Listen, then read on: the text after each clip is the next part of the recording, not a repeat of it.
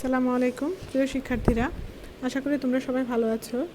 আজকে আমি অ্যাডভান্স সার্ভিংয়ের 10ম অধ্যায়ের ভেক্টর এবং রাস্টার ডাটা মডেল সম্পর্কে আলোচনা করব। এখানে আমরা দেখতে পাচ্ছি রাস্টার ডাটা এবং ভেক্টর ডাটা। রাস্টার ডাটা মূলত হচ্ছে আমরা ইমেজটাকে বুঝি, এবং ভেক্টর ডাটা আবার দুই ধরনের হয়, একটা হচ্ছে স্পেশাল, একটা নন স্পেশাল। তো স্পেশাল ডাটাগুলো কী কী? Point, line and polygon. আর নন স্পেশাল ডাটার মধ্যে আছে অ্যাট্রিবিউটস। এগুলোর মূল বিস্তারিত আলোচনা আমরা আজকে করব। রাস্টার ডাটা কাকে বলে? রাস্টার ডাটা বলতে মূলত আমরা রাস্টার মডেল বা রাস্টার ডাটা স্ট্রাকচার, এই দুইটা জিনিস বুঝি। তো আজকে আমরা শিখব রাস্টার ডাটা স্ট্রাকচার মূলত কি। রাস্টার ডাটা স্ট্রাকচার হচ্ছে রাস্টার ডাটা মডেলের নির্দিষ্ট ক্রম বা নিয়মিত ব্যবধানে গ্রিড সেল ব্যবহার করা হয়। এই গ্রিড সেলের প্রত্যেকটি উপাদানকে পিক্সেল বলা হয়, অর্থাৎ পিক্সেল অথবা গ্রিড সেলের নিয়মিত ব্যবহার করে যে ডাটা মডেল আমরা তৈরি করি সেটাকে আমরা রাস্টার ডাটা স্ট্রাকচার বা রাস্টার ডাটা মডেল বলে থাকি। এগুলো ধরো কোনো ধরনের ছবি হতে পারে, যে কোনো ধরনের ইমেজ, স্যাটেলাইট ইমেজ বা ডিজিটাল পিকচার বা অন্য কোনো স্ক্রিন ম্যাপ, এগুলো হচ্ছে রাস্টার ডাটা স্ট্রাকচার।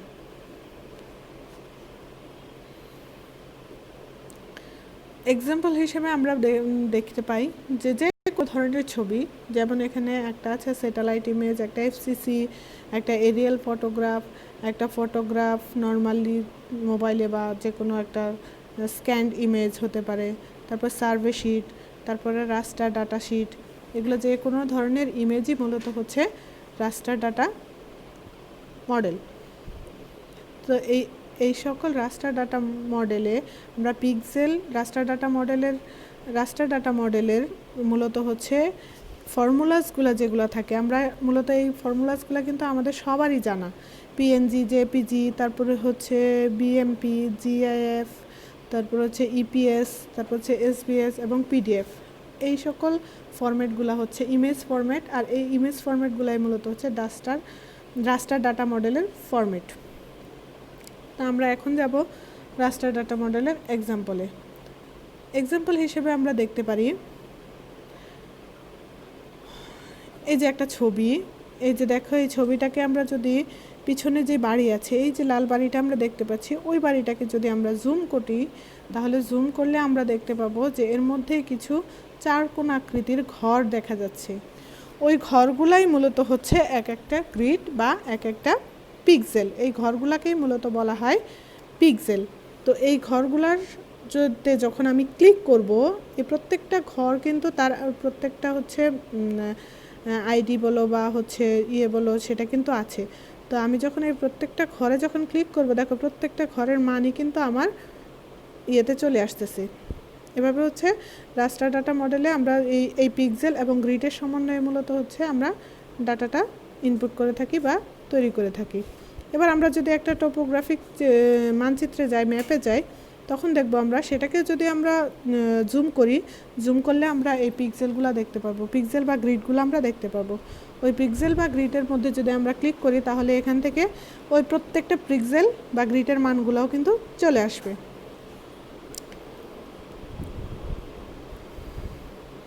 এবার হচ্ছে vector data model. Vector data মডেলকে ভেক্টর ডাটা স্ট্রাকচার বা ভেক্টর মডেলও বলা হয়ে থাকে। তো ভেক্টর ডাটা মডেল কাকে বলে? ভেক্টর ডাটা মডেলের সংজ্ঞাটা হচ্ছে, ভেক্টর ডাটা মডেলে আলাদা বিন্দু, রেখা, দেখো এখানে বলা হয়েছে ভেক্টর ডাটা মডেল আমি যখন বোঝাতে যাব, তখন এর জন্য ভেক্টর ডাটা মডেলে আলাদা বিন্দু, রেখা এবং এলাকার ব্যবহার করা হয়, এবং অ্যাট্রিবিউটগুলোর আলাদা নাম এবং কোড দ্বারা চিহ্নিত করা হয়। মানে দুই ধরনের বলা হয়েছে, একটা হচ্ছে বিন্দু, রেখা এবং এলাকা দ্বারা চিহ্নিত করা হয়, এবং অ্যাট্রিবিউটগুলোর আলাদা নাম বা কোড আমরা ব্যবহার করে থাকি।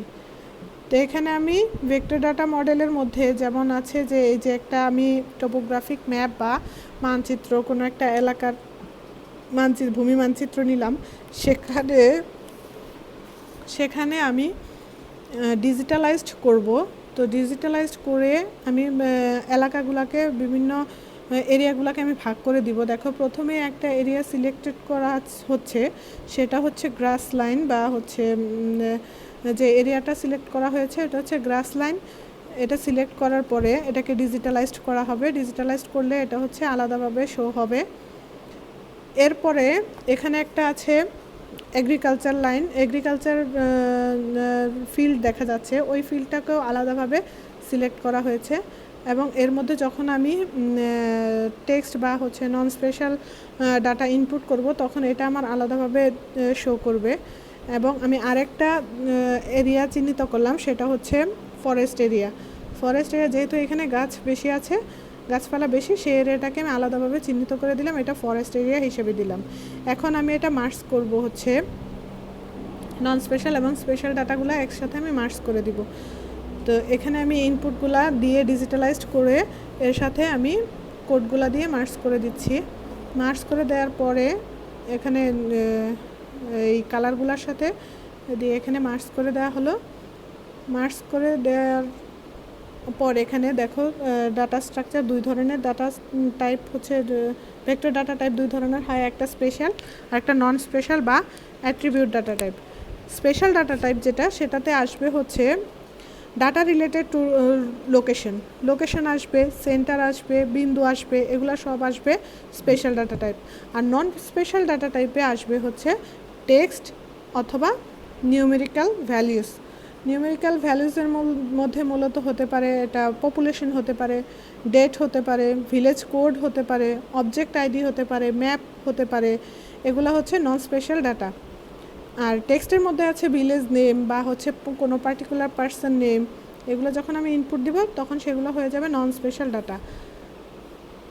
এবার স্পেশাল ডাটা এবং নন স্পেশাল ডাটা ইনপুট করার পর এবং নন স্পেশাল ডাটা ইনপুট করার পর দুইটাকে যখন মার্জ করা হবে, মার্জ করে যখন আমি এন্টার প্রেস করব তখন আমার হচ্ছে ওই এরিয়াটা চিহ্নিত হবে। যেমন এখানে আমি দেখতে পাচ্ছি, এখন আমরা মূলত রাস্টার ডাটা এবং ভেক্টর ডাটার মূল পার্থক্যটা এখানে দেখতে পাচ্ছি। রাস্টার ডাটা মূলত আমি যখন কোনো একটা ইমেজ বা কোনো একটা এলাকাকে জুম করব তখন আমি এটার পিক্সেল অথবা গ্রিড আকারে দেখতে পাবো।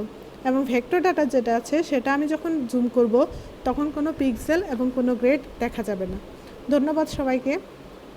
আশা করি আমার এই আলোচনা থেকে তোমরা রাস্টার ডাটা এবং ভেক্টর ডাটা মডেল কাকে বলে সেটা তোমরা বুঝতে পেরেছো।